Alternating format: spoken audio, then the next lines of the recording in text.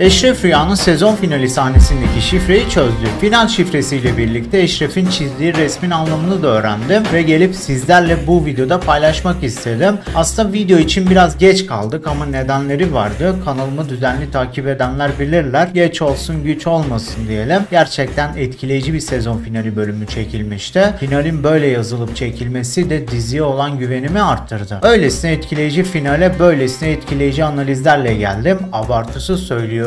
Videoda fena detaylar göreceksiniz ve gerçekten Süleyman kardeşinize hak vereceksiniz. Eşref Rüya'ya ait bu tarz analiz ve yorum tarzı videoların devamı adına videoya rekor beğeni bekliyorum.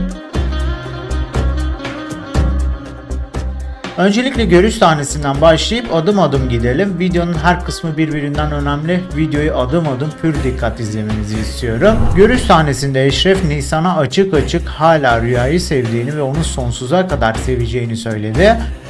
Halbuki Nisan onun yanına samimi bir şekilde gelip samimi bir şekilde konuşup duygularını ifade etmişti. Bir erkek Nisan gibi konuşan birinin ne demek istediğini az çok anlar. Eşref de anlamıştır. O kadar da mağara adamı değil sonuçta. Her neyse görüş sahnesinde Nisan Eşref'e benim için oraya geldin diyerek Eşref'in onu sevdiğini ima etti. Ama Eşref ise aşiretin cezasını kesmek için geldiğini söyledi. Nisan'ın az kalsın katil oluyordum lafı üzerine de Eşref katilin kendisi olduğunu söyledi. Devamında da Eşref bana yakın olan herkesin sonunun ölüm olduğunu söyledi. Dostlar bu detayı unutmayın. Eşref kendisiyle olan herkesin sonunun ölüm olduğunu biliyor. Geçmişte Eşref Rüya'ya ait bir video yapmıştım. Kanalımda şu an var. O videoda Nisan'ın finalde öleceğini söylemiştim. Aslında Eşref tüm her şeyi biliyor. Zeki bir adam. Geleceği daha şimdiden görüyor. Bu detayı unutmayın. Evet gel gelelim sahnenin devam kısmına. Nisan Eşref'i bekleyeceğini söylese de Eşref beklememesi gerektiğini söyleyip fena bir baskıyla Nisan'ın kararını reddediyor. Eşref de Nisan'ın hala kendisini bekleyeceğini anlayınca mevzuyu tamamıyla bitirmek adına Nisan'a hala Rüya'yı sevdiğini söylüyordu. Şimdi uzun zamandır Eşref'in içinde bir çatışma olduğunu biliyorsunuz.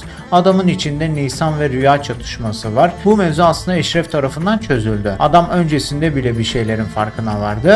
Bu laf pek açıklayıcı olmadı. Az sonra detayını verdiğimde her şeyi anlayacaksınız. Her neyse sahnenin devamında Nisan ağlayarak orayı terk etti ve Eşref de hücresine gitti. İşin en çarpıcı kısmı da burada gerçekleşiyor. Şimdi Eşref Nisan'la görüşmeden önce zaten elinde yine kağıtla bir şeyler çiziyordu. Rüyayı mı çiziyordu yoksa Nisan'ı yani Rüya'nın şimdiki halini mi çiziyordu bilinmiyor. Çizimin ilk kısmı gösterilmiş olsaydı izleyici Eşref'in ne demeye çalıştığını net bir şekilde anlamış olacaktı. Ama sahnenin ilk kısmını göstermemeleri izleyicinin kafasını bulandırdı. Peki neden? Çünkü Eşref ilk başta Rüyayı çizmiş olabilir. Devamında Nisan'la görüşmesi sonucunda Nisan'a haksızlık yaptığını düşünerek yeni bir sayfa açıp Nisan'ı çizmek istemiş olabilir. Ama görüşme sahnesinden önce Nisan'ı çizmiş olsaydı kesinlikle Eşref Nisan'ın Rüya olduğunu biliyor derdik.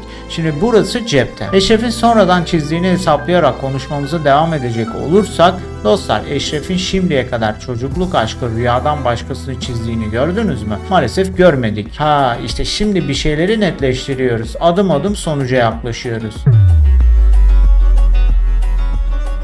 Geldik final şifresine. Dizinin normal bir sonla final yapmadığını anladık. Dizi ekibi çok güzel bir şifreli final yazdı. Gerçekten ekibi kutluyorum. Peki final şifresi ne derseniz de final şifresi şu. Eşref kardeşlerini ve sevdiklerini koruma altına alıp inzivaya çekildi. Eşref aslında her şeyi biliyor ama hiçbir şey söyleyemiyor. Çünkü Eşref içeriye girdi. Gerçekleri ailesine söylemiş olsa ailesini ve sevdiği kadını koruyacak kimse dışarıda yok. O yüzden de senarist bu mevzuyu bu şekilde işleyip izleyiciye böylesine etkili bir sonla veda etti. Bakın Eşref Rüya'nın genelinden bahsetmiyorum. Diziyi beğenirsiniz ya da beğenmezseniz orası işin ayrı boyutu. Ben de diziyi düzenli izlemiyorum. Bunu da bilin isterim. Ama şunu da söylemeliyim ki Eşref Rüya 1. bölümde de gizli detaylarla izleyiciyi merakta bıraktı. Sezon finalinde de. Aslında çoğu zaman bu detaylar anlaşılır, izleyici anlar ama kesin olup olmadığını bilemez. İşte bir yapımı kaliteli yapan da budur. Eğer ilk bölüm bölümde öyle bir açılışla başlamamış olsaydı ve böyle bir sonla bitirilmemiş olsaydı ben ne ilk bölümde video yapabilirdim ne de şimdi. Yani anlayacağınız ortada anlaşılmayan bir şeyler var. Bu arada yaptığımız analizler ultra anlaşılmayacak şeyler değil. Siz de bu çıkarımları yapabilirsiniz. Aranızda yeni izleyicim olanlar varsa lütfen beni yanlış anlamasınlar. Bir de az önce dizinin kaliteli olduğunu söyledim. Tabi bunu söylerken de dizide bayağı saçmalıkların olduğunu da söylemek istiyorum. Ama bu videonun konusu eleştiri olmadığı için bu videoda eleştiri yapmayacağım.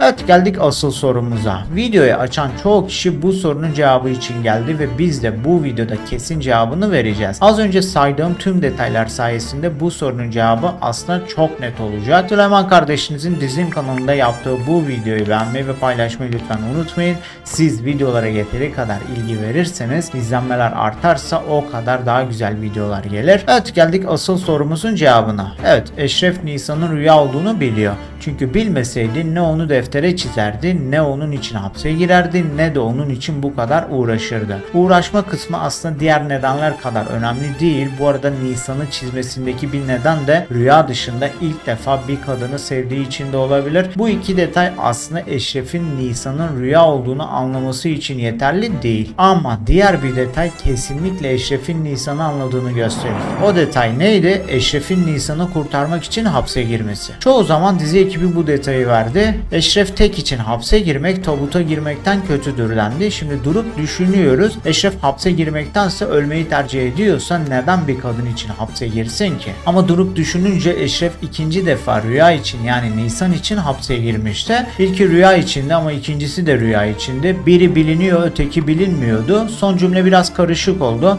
ama anlayacağınız Eşref tek Nisan'ın rüya olduğunu bilmeseydi tüm bu yaşananlara rağmen asla o silahı alıp da Nisan için hapse girmezdi. Bunu ben söylemiyorum, bunu senarist söylüyor. Açık açık bu detayı vermeleri de boşuna değil. Tabi analiz yapmak da bunu gerektirir. Herkesin gördüğünü görseydik bir anlamı kalmazdı. Mühim olan kimsenin pek görmediğini görmek. Aranızda görenler varsa gelip de yorumlarda dalga geçmeye çalışmasınlar. Video zaten size göre değil. Her şey sizi tatmin etmek için olsa o zaman hiçbir video bu kanala gelmeyecekti. Gerçekten bazen öyle yeni izleyiciler görüyorum ki yorum yapsan yorum yapma diyorlar. Eleştirsen eleştirme diyorlar. Yok, eleştirmezsen sen eleştirmen değilsin diyorlar. O bakıma da biz kendi yolumuzdan devam.